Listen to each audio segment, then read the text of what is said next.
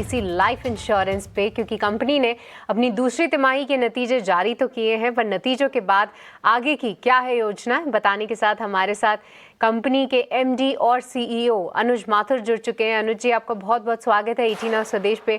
शुक्रिया अपना समय देने के लिए। तो नतीजों में हमने देखा अनुज जी कि आपकी APE ग्रोथ साल दर साल 11% रही H1 FY26 में। मार्जिन्स जो हैं वो काफ़ी स्थिर रहे, बट आगे के लिए सेकेंड हाफ के लिए क्या कुछ ग्रोथ ड्राइवर्स रहेंगे उसके बारे में सबसे पहले समझाइए। और क्या आगे चल के APE के नंबर पे एक डबल डिजिट ग्रोथ की उम्मीद कर सकते हैं? धन्यवाद, बहुत बहुत धन्यवाद मुझे शो पे बुलाने के लिए। हमारे जो रिजल्ट्स आए हैं इस बार बहुत अच्छे रिजल्ट्स आए हैं।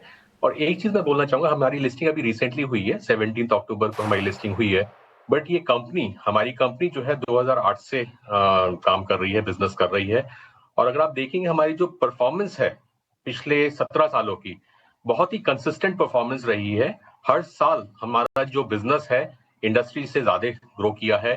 प्रॉफिटेबिलिटी है लास्ट 13 सालों की, डिविडेंड दे रहे हैं पिछले 4 सालों से। तो एक हम बहुत कंसिस्टेंट है in terms of our performance. जैसे आपने बोला 11% की हमारी ग्रोथ रही है APE में इस हाफ ईयर में।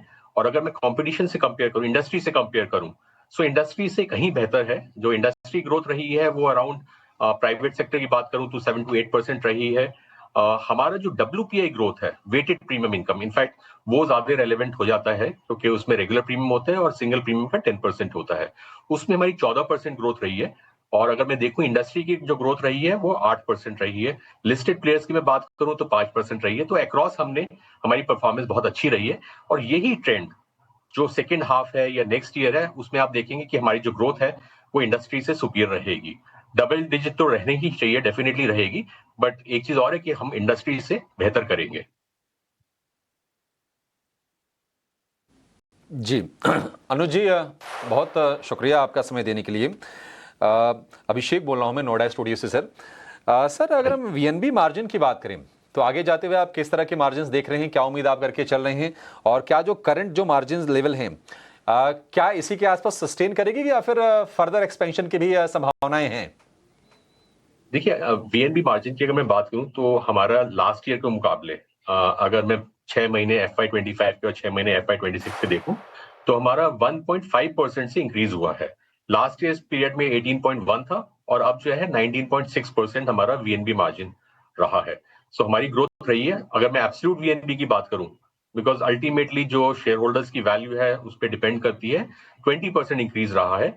तो हमारा ये मानना है कि जो हमारा VNB मार्जिन है वो इसी स्तर पे बना रहेगा, थोड़ा बहुत ऊपर नीचे हो सकता है और आने वाले टाइम में ग्रो करेगा। तो एक है शॉर्ट टर्म और एक है लॉन्ग टर्म। लॉन्ग टर्म में हम बहुत ऑप्टिमिस्टिक हैं कि हमारा जो मार्जिन है वो फर्दर इंप्रूव होगा। शॉर्ट टर्म में जैसे अभी GST की चेंजेस हुए तो उसमें भी हम बहुत सारे हमने स्टेप्स ले लिए ऑलरेडी टू मेक श्योर कि हमारा GST मार्जिन प्रोटेक्टेड रहे। सो हमारा यही है कि हमारा जो VNB मार्जिन है फॉर H2, बिकॉज आपने स्पेसिफिकली सेकेंड हाफ के लिए पूछा है, हमारा मार्जिन इसी पे स्थिर रहेगा, थोड़ा सा इसी रेंज में ऑपरेट हो गया हम। ये जो है आपके कामकाज को डोमिनेट करता है। 70% बिजनेस जो है आप कैनरा बैंक से लेते हैं, 15% जो है HSBC की हिस्सेदारी है। आगे चल के बैलेंस ग्रोथ के लिए क्या कुछ अप्रोच रहेगी, और साथ ही चैनल कंसंट्रेशन को अवॉइड कर सके उसको लेकर क्या रणनीति है?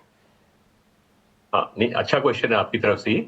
देखिए, एक चीज मैं बताना चाहूंगा कि जो बैंक इंश्योरेंस मॉडल है ये बहुत अच्छा मॉडल है, क्योंकि इसमें आप एक ट्रस्ट फैक्टर होता है जो बैंक के कस्टमर्स के साथ, आप उस ट्रस्ट पे you are able to offer competitive products. तो ये है, तो इस बैंक इंश्योरेंस की एक जो खासियत है वो ये है कि कॉस्ट जो होती है वो काफी कम होती है।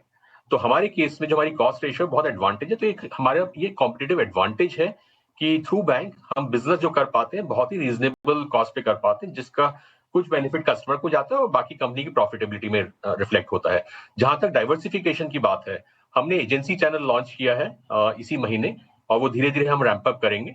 तो हमारा मानना ये है कि जो भी 85% बिजनेस जो इन दो बैंकों से आता है, हमारे प्रमोटर बैंक से आता है, जैसे हमारा एजेंसी और उसके अलावा डिजिटल और कुछ हमारे दूसरे माध्यम है जिससे हम बिजनेस लाते हैं, उसका शेयर बढ़ जाएगा in percentage terms. So over a period of time हमारा जो ग्रोथ है ऑल्टरनेट चैनल्स का, एजेंसी का, वो होगा। उसके चलते हुए जो शेयर ऑफ बिजनेस है फ्रॉम ऑल्टरनेट चैनल्स और एजेंसी वो ग्रो करेगा। जी, माथुर साहब एक और सवाल है और बिल्कुल बेसिक सा सवाल है, मतलब सबकी समझ में भी आ जाएगी। ये जो जीएसटी को लेकर जो चेंजेस किए सरकार ने, इसके बाद आप बिजनेस कितना ग्रो होते हुए देख रहे हैं और सेंटिमेंट्स किस तरह के डेवलप हो रहे हैं? क्या मतलब अगले साल जब हम इस तिमाही के नंबर की बातचीत करेंगे, कितना आप जंप की उम्मीद कर रहे हैं ओवरऑल एयूएम में? देखिए, ये जो गवर्नमेंट ने डिसीजन लिया लाइफ इंश्योरेंस को जीएसटी से एग्जाम्प्ट करने के लिए, बहुत ही अच्छा डिसीजन लिया गवर्नमेंट ने, क्योंकि बेसिक रिक्वायरमेंट है लाइफ इंश्योरेंस की। और हमारा मानना ये है कि इस रिलैक्सेशन के साथ कस्टमर्स ज्यादा आएंगे आगे, और इंश्योरेंस जो प्रोटेक्शन प्रोडक्ट्स हैं उसमें तो क्लियरली 18% का बेनिफिट है। अगर पहले किसी का प्रीमियम 100 रुपए था तो वो घट के अब 92 पॉइंट समथिंग हो जाएगा। तो आई थिंक ये बहुत बड़ा बेनिफिट है, जिसकी वजह से डिमांड आनी चाहिए।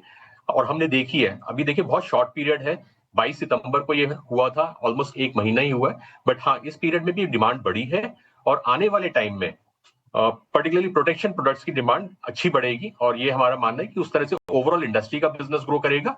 एक चीज मैं और बोलना चाहूंगा, हमारा जो प्रेजेंस है ऑल ओवर इंडिया है, हम टीयर 2, टीयर 3, टीयर 4 सिटीज में है।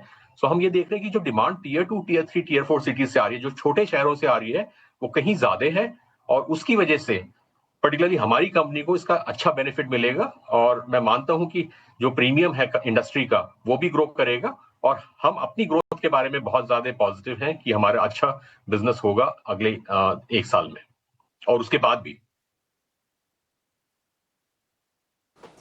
ठीक ठीक है माथुर साहब, बहुत शुक्रिया आपका समय देने के लिए, और आपको आगे के लिए भी बहुत अच्छी हमारी तरफ से शुभकामनाएं कि आपका बिजनेस भी ग्रो करे, और आपसे मुलाकात भी आगे जल्दी जल्दी होती रहेगी।